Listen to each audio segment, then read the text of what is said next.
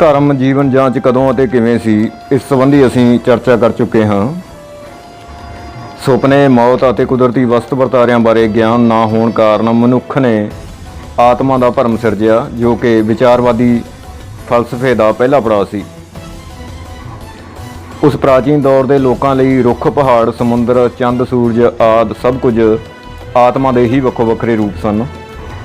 ਸਭ ਕੁਝ ਚੇਤਨਸ਼ੀਲ ਸੀ। ਉਹਨਾਂ ਮੁਤਾਬਕ ਹਰ ਵਸਤੂ ਮਨੁੱਖ ਵਾਂਗ ਹੀ ਸੋਚ ਸਮਝ ਸਕਦੀ ਸੀ ਅਤੇ ਕੁਝ ਕਰਨ ਜਾਂ ਨਾ ਕਰਨ ਦਾ ਫੈਸਲਾ ਕਰਨ ਦੇ ਸਮਰੱਥ ਸੀ।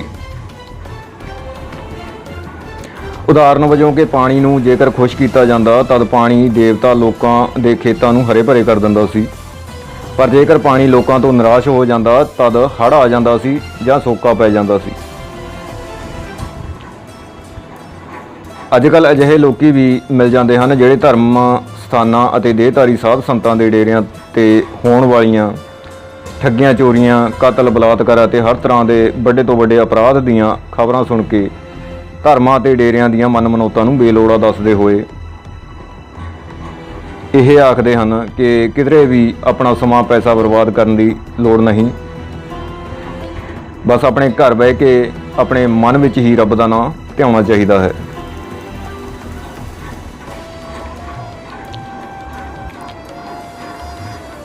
ਪਰ ਇਹ ਸੰਭਵ ਨਹੀਂ ਹੈ, ਕਿਉਂਕਿ ਕਿਸੇ ਅਜਿਹੇ ਵਸਤ ਵਰਤਾਰੇ ਨੂੰ ਮੰਨਣਾ, ਉਸ ਵਿੱਚ ਭਰੋਸਾ ਰੱਖਣਾ ਜਿਸ ਦੀ ਕਿਧਰੇ ਕੋਈ ਪਦਾਰਥਕ ਹੋਂਦ ਹੀ ਨਾ ਹੋਵੇ, ਤਦ ਤੱਕ ਸੰਭਵ ਨਹੀਂ ਹੋ ਸਕਦਾ ਜਦ ਤੱਕ ਤੁਸੀਂ ਆਪਣੀ ਉਸ ਅਮੂਰਤ ਧਾਰਨਾ ਨੂੰ ਮੂਰਤ ਰੂਪ ਨਹੀਂ ਦਿੰਦੇ, ਕੋਈ ਕਰਮਕਾਂਡ ਨਹੀਂ ਕਰਦੇ ਜਿਸ ਨਾਲ ਤੁਹਾਨੂੰ ਇਹ ਅਹਿਸਾਸ ਹੋ ਸਕੇ ਕਿ ਤੁਸੀਂ ਉਸ ਨੂੰ ਮੰਨਦੇ ਹੋ, ਜਿਸ ਨੂੰ ਕੇਵਲ ਮੰਨਿਆ ਹੀ ਜਾ ਸਕਦਾ ਹੈ ਪਰ ਜਾਣਿਆ ਕਦੇ ਵੀ ਨਹੀਂ ਜਾ ਸਕਦਾ। ਉਦਾਹਰਨ ਵਜੋਂ ਤੁਹਾਨੂੰ ਕਦੇ ਵੀ ਸਵੇਰ, ਸ਼ਾਮ ਜਾਂ ਦਿਨ ਵਿੱਚ 3 ਜਾਂ 4-5 ਵਾਰ ਆਪਣੇ ਬਾਪ ਨੂੰ ਇਹ ਕਹਿਣ ਦੀ ਲੋੜ ਨਹੀਂ ਹੁੰਦੀ ਕਿ ਤੂੰ ਮੇਰਾ ਬਾਪ ਹੈ, ਤੂੰ ਮੈਨੂੰ ਪੈਦਾ ਕਰਨ ਵਾਲਾ ਹੈ, ਮੈਂ ਤੇਰਾ ਬੱਚਾ ਹਾਂ। ਨਹੀਂ, ਇੱਕ ਦਿਨ ਵਿੱਚ ਛੱਡੋ, ਪੂਰੀ ਜ਼ਿੰਦਗੀ ਵਿੱਚ ਆਪਣੇ ਬਾਪ ਲਈ ਇਹ ਸ਼ਬਦ ਬੋਲਣ ਦੀ ਤੁਹਾਨੂੰ ਕੋਈ ਲੋੜ ਨਹੀਂ ਹੁੰਦੀ, ਕਦੇ ਵੀ ਲੋੜ ਨਹੀਂ ਪੈਂਦੀ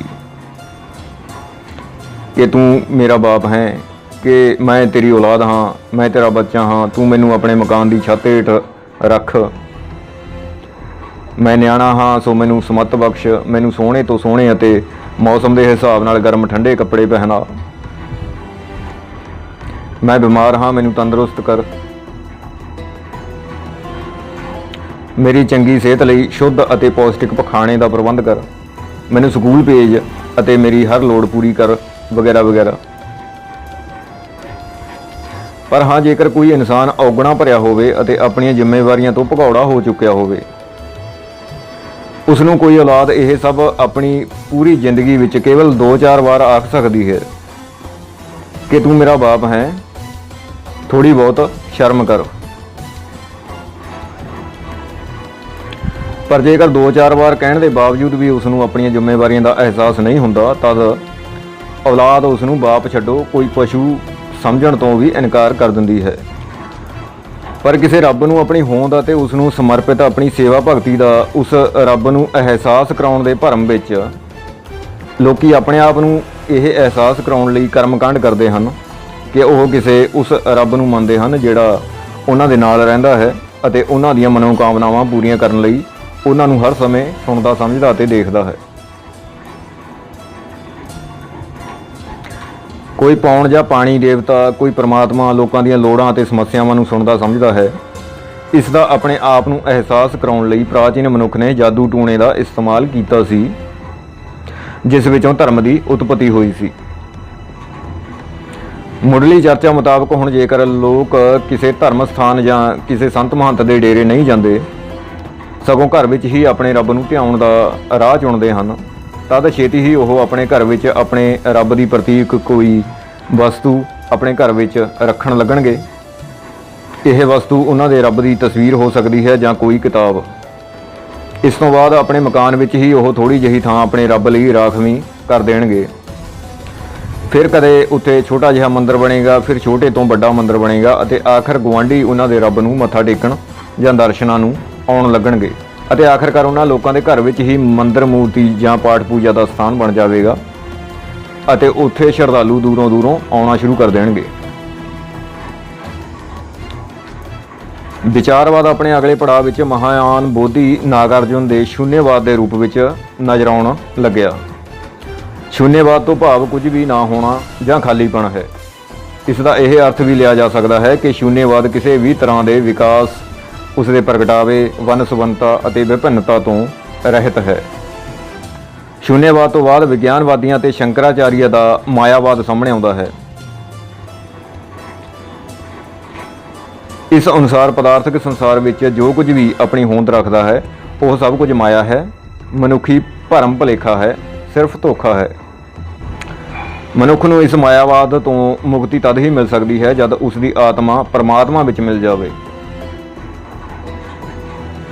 ਇਸ ਮੁਕਤੀ ਦੀ ਪ੍ਰਾਪਤੀ ਲਈ ਸਮਾਧੀ, ਭਗਤੀ ਜਾਂ ਹੋਰ ਕਈ ਤਰ੍ਹਾਂ ਦੀ ਕਠਨ ਤਪੱਸਿਆ ਦਾ ਵਿਧਾਨ ਕੁਝ ਮੂਰਖ ਜਾਂ ਸਵਾਰਥੀ ਚਤਰ ਚਲਾਕ ਲੋਕਾਂ ਨੇ ਆਪਣੇ ਧਰਮ ਦਾ ਹਿੱਸਾ ਬਣਾਇਆ ਹੋਇਆ ਹੈ। ਸੋ ਇਹ ਪ੍ਰਮਾਤਮਾ ਜਾਂ ਕਹਿ ਲਵੋ ਕਿ ਕੁਝ ਅਜਿਹਾ ਜਿਸ ਨੂੰ ਕਦੇ ਵੀ ਜਾਣਿਆ ਨਾ ਜਾ ਸਕਦਾ ਹੋਵੇ, ਹਰ ਧਰਮ ਦੀ ਬੁਨਿਆਦ ਰਿਹਾ ਹੈ। ਧਰਮਾਂ ਬਾਰੇ ਕੁਝ ਇਹ ਨੁਕਤੇ ਸਮਝੋ। ਪਹਿਲਾ ਨੁਕਤਾ, ਇਹ ਨੁਕਤਾ ਚੰਗੀ ਤਰ੍ਹਾਂ ਸਮਝ ਲਵੋ ਕਿ ਬੀਤੇ ਸਮਿਆਂ ਦੇ ਜਿਹੜੇ ਮਹਾਂਪੁਰਖਾਂ ਨੂੰ ਵੱਖੋ ਵੱਖਰੇ ਧਰਮਾਂ ਦੇ ਬਾਨੀ ਪ੍ਰਚਾਰਿਆ ਜਾਂਦਾ ਹੈ ਅਤੇ ਸਕੂਲੀ ਸਿੱਖਿਆ ਦੁਆਰਾ ਬੱਚਿਆਂ ਨੂੰ ਵੀ ਕੰਠ ਕਰਵਾਇਆ ਜਾਂਦਾ ਹੈ, ਉਹਨਾਂ ਮਹਾਂਪੁਰਖਾਂ ਵਿੱਚੋਂ ਕੋਈ ਵੀ ਕਿਸੇ ਧਰਮ ਦਾ ਬਾਨੀ ਨਹੀਂ ਰਿਹਾ ਹੈ। ਜੈਨ, ਬੁੱਧ, ਜ਼ਰਥੁਸਟਰ ਜਾਂ ਜ਼ਰਤੁਸਤ, ਈਸਾ, ਮੁਹੰਮਦ, ਬਾਬਾ ਨਾਨਕ ਆਦਿ ਕਿਸੇ ਨੇ ਵੀ ਕੋਈ ਧਰਮ ਨਹੀਂ ਸੀ ਚਲਾਇਆ। ਸਗੋਂ ਹਰ ਧਰਮ ਦਾ ਬਾਨੀ ਹਰ ਸਮਾਜ ਦਾ ਪੁਜਾਰੀ ਵਰਗ ਹੀ ਰਿਹਾ ਹੈ।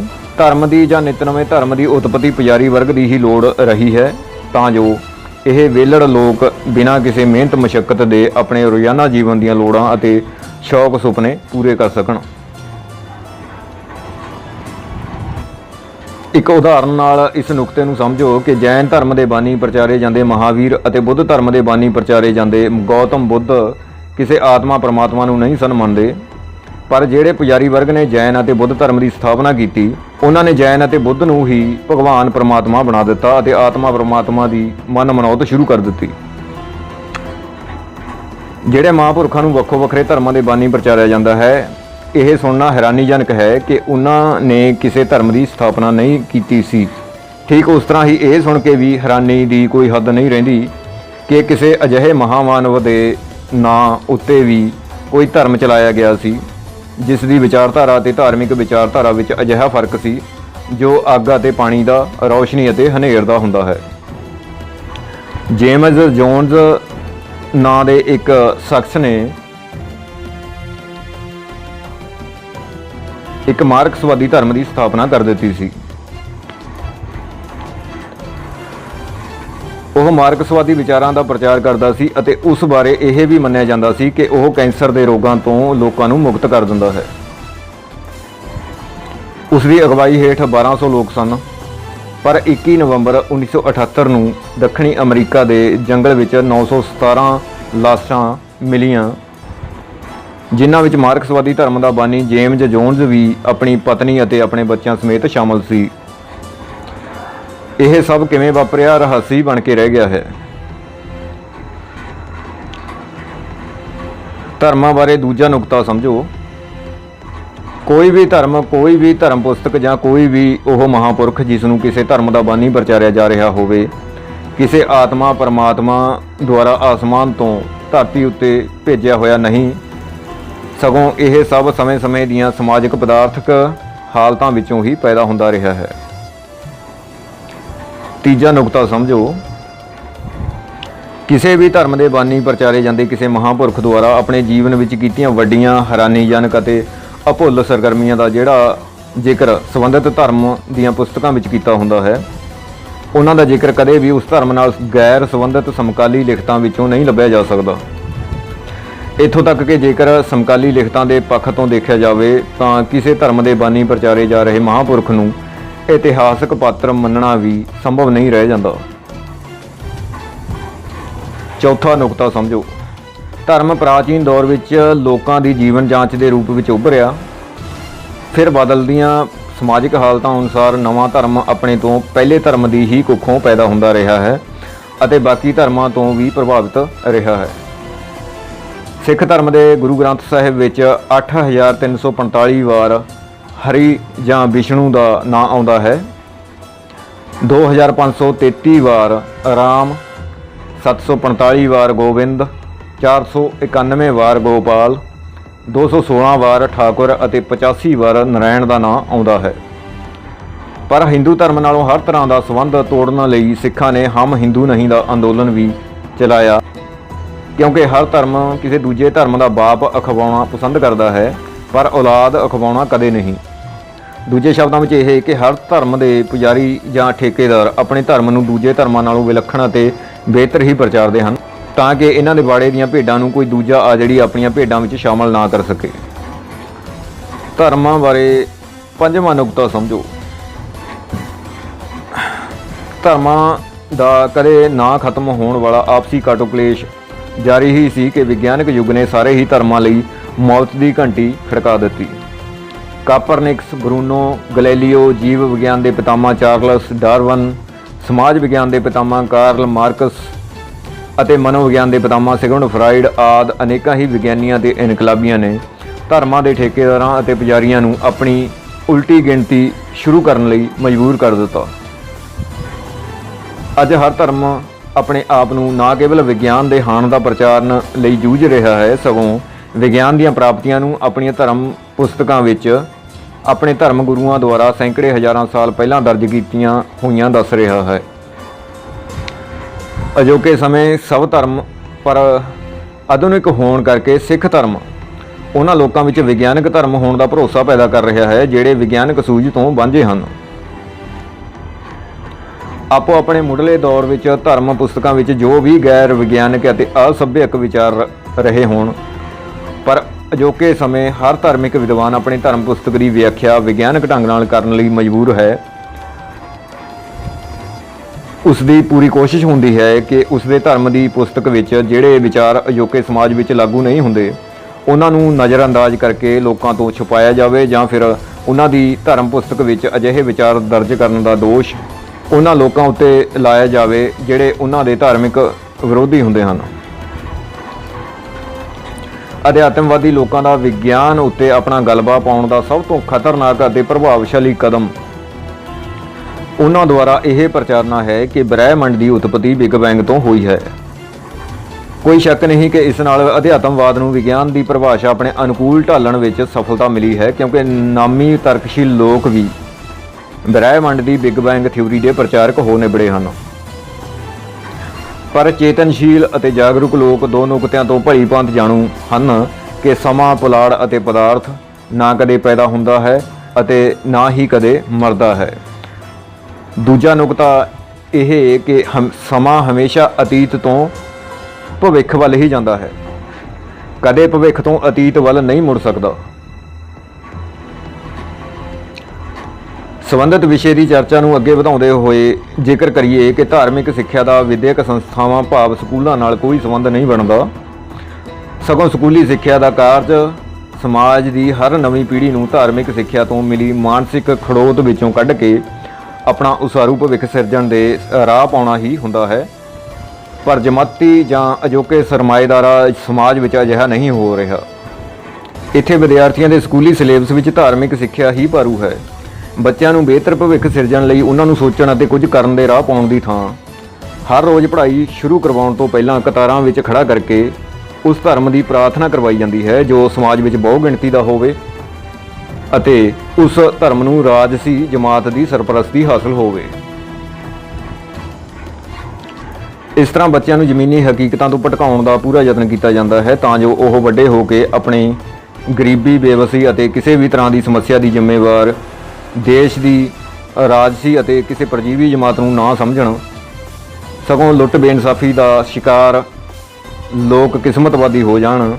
ਸੁੱਖ, ਸਫਲਤਾ ਅਤੇ ਆਪਣੀ ਹਰ ਮਿਹਨਤ ਦਾ ਮੁੱਲ ਹਾਸਲ ਕਰਨ ਲਈ ਕਿਸੇ ਦੇਵੀ ਦੇਵਤੇ, ਪੀਰ ਫਕੀਰ ਜਾਂ ਗੌਡ, ਅੱਲਾ, ਵਾਹਿਗੁਰੂ, ਭਗਵਾਨ, ਪਰਮਾਤਮਾ ਆਦਿ ਨੂੰ ਹੀ ਖੁਸ਼ ਕਰਨ ਵਿੱਚ ਹੀ ਰੁੱਝੇ ਰਹਿਣ। ਧਾਰਮਿਕ ਸਿੱਖਿਆ ਦਾ ਕਾਰਜ ਜਿੱਥੇ ਕਿਰਤੀ ਲੋਕਾਂ ਦਾ ਬੇੜਾ ਗਰਕ ਕਰਨਾ ਹੁੰਦਾ ਹੈ, ਉੱਥੇ ਸਮਾਜਵਾਦੀ ਸਿੱਖਿਆ ਦਾ ਉਦੇਸ਼ ਸਮਾਜ ਦਾ ਉਸਾਰੂ ਭਵਿੱਖ ਸਿਰਜਣਾ ਹੁੰਦਾ ਹੈ।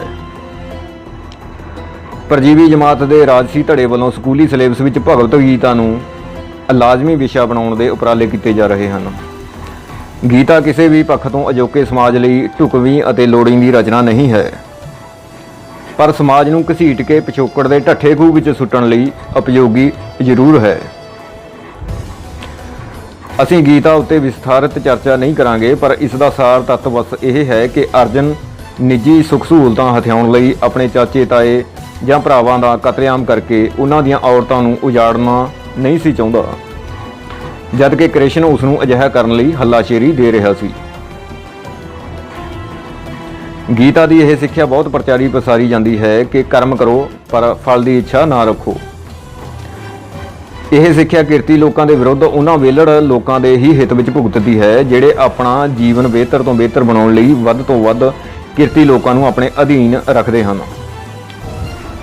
ਇਹ ਸਿੱਖਿਆ ਮਿਹਨਤਕਸ਼ ਲੋਕਾਂ ਨੂੰ ਅਜਿਹੀ ਸੋਝੀ ਤੋਂ ਬਹੁਤ ਦੂਰ ਰੱਖਣ ਵਿੱਚ ਸਹਾਈ ਹੁੰਦੀ ਹੈ ਜਿਸ ਦੁਆਰਾ ਉਹ ਜਾਣ ਸਕਦੇ ਹੋਣ ਕਿ ਉਹ ਦਿਨ ਰਾਤ ਮਿਹਨਤ ਕਰਦੇ ਹੋਏ ਮਸ਼ੀਨੀ ਪੁਰਜੇ ਕਿਉਂ ਬਣ ਕੇ ਰਹਿ ਗਏ ਹਨ, ਦਿਨੋਂ ਦਿਨ ਗਰੀਬ ਕਿਉਂ ਹੁੰਦੇ ਜਾ ਰਹੇ ਹਨ, ਦੂਜੇ ਪਾਸੇ ਮੁੱਠੀ ਭਰ ਵਿਹਲੜ ਦਿਨੋਂ ਦਿਨ ਅਮੀਰ ਕਿਵੇਂ ਹੁੰਦੇ ਜਾ ਰਹੇ ਹਨ। ਕਰਮ ਕਰੋ ਪਰ ਫਲ ਦੀ ਇੱਛਾ ਨਾ ਰੱਖੋ। ਫਲ ਕੀ ਹੈ, ਸਮਝੋ ਧਿਆਨ ਨਾਲ। ਜੇਕਰ ਤੁਸੀਂ ਕੇਵਲ ਕਰਮ ਹੀ ਕਰੋਗੇ ਪਰ ਫਲ ਦੀ ਇੱਛਾ ਨਹੀਂ ਰੱਖੋਗੇ ਤਦ ਤੁਸੀਂ ਸੜਕ ਉੱਤੇ ਦੌੜਦੀ ਉਸ ਗੱਡੀ ਵਰਗੇ ਹੋ ਜਾਵੋਗੇ ਜਿਸ ਦੇ ਚਾਲਕ ਦੀ ਅਚਾਨਕ ਅੱਖ ਲੱਗ ਗਈ ਹੋਵੇ। ਜੇਕਰ ਤੁਸੀਂ ਕੇਵਲ ਕਰਮ ਹੀ ਕਰੋਗੇ ਪਰ ਫਲ ਦੀ ਇੱਛਾ ਨਹੀਂ ਰੱਖੋਗੇ ਤਦ ਤੁਸੀਂ ਉਸ ਅੰਨੇ ਇਨਸਾਨ ਵਰਗੇ ਹੋ ਜਾਵੋਗੇ ਜੋ ਕੁਝ ਵੀ ਨਜ਼ਰ ਨਾ ਆਉਣ ਦੇ ਬਾਵਜੂਦ ਕਿਸੇ ਅਣਜਾਣੇ ਰਾਹ ਉੱਤੇ ਦੌੜਨ ਲੱਗ ਪਿਆ ਹੋਵੇ। ਫਲ ਉਹ ਕਸਵੱਟੀ ਹੈ ਜਿਸ ਤੋਂ ਬਿਨਾਂ ਤੁਸੀਂ ਇਹ ਕਦੇ ਨਹੀਂ ਜਾਣ ਸਕਦੇ ਕਿ ਆਪਣੀ ਜ਼ਿੰਦਗੀ ਵਿੱਚ ਜੋ ਕੁਝ ਵੀ ਤੁਸੀਂ ਕਰਦੇ ਹੋ ਉਹ ਸਹੀ ਹੈ ਜਾਂ ਗਲਤ। ਕਿਉਂਕਿ ਜਦ ਤੁਸੀਂ ਚੰਗਾ ਕਰਮ ਕਰਦੇ ਹੋ ਤਦ ਤੁਹਾਨੂੰ ਚੰਗਾ ਫਲ ਮਿਲਦਾ ਹੈ, ਪਰ ਜਦ ਤੁਸੀਂ ਬੁਰਾ ਕਰਮ ਕਰਦੇ ਹੋ ਤਦ ਤੁਹਾਨੂੰ ਬੁਰਾ ਫਲ ਲਾਜ਼ਮੀ ਹੀ ਮਿਲਣਾ ਹੁੰਦਾ ਹੈ। ਸੋ ਜਦ ਤੁਸੀਂ ਕਰਮ ਹੀ ਕਰੋਗੇ ਪਰ ਫਲ ਦੀ ਇੱਛਾ ਨਹੀਂ ਰੱਖੋਗੇ ਤਦ ਤੁਹਾਨੂੰ ਆਪਣੇ ਭਲੇ ਬੁਰੇ ਦਾ ਕੋਈ ਗਿਆਨ ਨਹੀਂ ਹੋ ਸਕਦਾ। ਤੁਸੀਂ ਅਮੀਰਾਂ ਲਈ ਵੱਧ ਤੋਂ ਵੱਧ ਧਨ ਇਕੱਠਾ ਕਰਨ ਵਾਲੀ ਕਿਸੇ ਮਸ਼ੀਨ ਦੇ ਉਹ ਪੁਰਜੇ ਬਣ ਕੇ ਰਹਿ ਜਾਵੋਗੇ ਜਿਨ੍ਹਾਂ ਦੀ ਆਪਣੀ ਕੋਈ ਸੋਚ ਨਹੀਂ ਹੁੰਦੀ, ਕੋਈ ਭਾਵਨਾ ਨਹੀਂ ਹੁੰਦੀ, ਕੋਈ ਇੱਛਾ ਜਾਂ ਸ਼ੌਕ ਸੁਪਨਾ ਨਹੀਂ ਹੁੰਦਾ। ਤੁਹਾਨੂੰ ਆਪਣੇ ਨਾਲ ਹੋਣ ਵਾਲੀ ਲੁੱਟ ਬੇਇਨਸਾਫੀ ਕਦੇ ਨਜ਼ਰ ਨਹੀਂ ਆਏਗੀ ਅਤੇ ਤੁਹਾਡੀ ਅਜਿਹੀ ਮਾਨਸਿਕ ਅਭੰਗਤਾ ਹੀ ਉਹ ਮੁੱਠੀ ਭਰ ਲੁਟੇਰੇ ਅਤੇ ਪਰਜੀਵੀ ਲੋਕ ਚਾਹੁੰਦੇ ਹਨ ਜਿਹੜੇ ਵਿਹਲੜ ਲੋਕ ਤੁਹਾਡਾ ਹੱਕ ਖਾਂਦੇ ਹਨ, ਤੁਹਾਡੀ ਕਿਰਤ ਕਮਾਈ ਉੱਤੇ ਪਲਦੇ ਹਨ। ਨਾਸਤਿਕਤਾ ਸਮੇਂ ਦੀ ਅਹਿਮ ਲੋੜ ਸਿਰਲੇਖ ਹੇਠ ਧਰਮ ਬਾਰੇ ਚਰਚਾ ਜਾਰੀ ਰਹੇਗੀ ਸਾਥੀਓ, ਪਰ ਅੱਜ ਦੀ ਚਰਚਾ ਇੱਥੇ ਹੀ ਸਮਾਪਤ ਕਰਦੇ ਹਾਂ। ਅਸੀਂ ਇੱਥੇ ਇੱਕ ਡਾਕਟਰ ਵਾਲਾ ਫਾਰਮੂਲਾ ਵਰਤ ਰਹੇ ਹਾਂ। ਡਾਕਟਰ ਮਰੀਜ਼ ਨੂੰ ਕਦੇ ਨਹੀਂ ਆਖਦਾ ਕਿ ਜੋ ਪੀਣ ਵਾਲੀ ਸ਼ੀਸ਼ੀ ਤੈਨੂੰ ਦਿੱਤੀ ਹੈ ਇਸ ਨੂੰ ਕੋਕਾ ਕੋਲਾ ਦੀ ਬੋਤਲ ਵਾਂਗ ਇੱਕੋ ਹੀ ਸਾਹ ਪੀ ਜਾਵੀਂ। ਸਗੋਂ ਉਹ ਮਰੀਜ਼ ਨੂੰ ਇੱਕ ਦਿਨ ਵਿੱਚ 2 ਵਾਰ ਜਾਂ 3 ਵਾਰ ਚਮਚਿਆਂ ਦੇ ਹਿਸਾਬ ਨਾਲ ਦਵਾਈ ਲੈਣ ਦੀ ਸਲਾਹ ਦਿੰਦਾ ਹੈ। ਠੀਕ ਇਸ ਤਰ੍ਹਾਂ ਹੀ ਅਹਿਦਨਾਮਾ ਤੋਂ ਪੇਸ਼ ਕੀਤੇ ਜਾਣ ਵਾਲੇ ਵਿਚਾਰ ਹਨ ਸਾਥੀਓ। ਇੱਕ ਹੀ ਵੀਡੀਓ ਵਿੱਚ ਨਾ ਇਹ ਸੁਣਾਉਣੇ ਸੰਭਵ ਹਨ ਅਤੇ ਨਾ ਹੀ ਸੁਣਨੇ। ਸਰੋਤਿਆਂ ਦੀ ਸਿਹਤ ਲਈ ਇਹ ਹੀ ਚੰਗਾ ਹੈ ਕਿ ਅਹਿਦਨਾਮਾ ਦੇ ਵਿਚਾਰ ਪੂਰੇ ਸੰਜਮ ਅਤੇ ਸਬਰ ਨਾਲ ਸੁਣਨ। ਤੇਜ਼ ਮੀਂਹ ਦੇ ਮੁਕਾਬਲੇ ਬਾਰੀਕ ਕਣੀ ਦੇ ਮੀਂਹ ਦਾ ਪਾਣੀ ਕਦੇ ਬੇਅਰਥ ਨਹੀਂ ਜਾਂਦਾ, ਸਗੋਂ ਜ਼ਮੀਨ ਵਿੱਚ ਡੂੰਘਾ ਉਤਰ ਜਾਂਦਾ ਹੈ।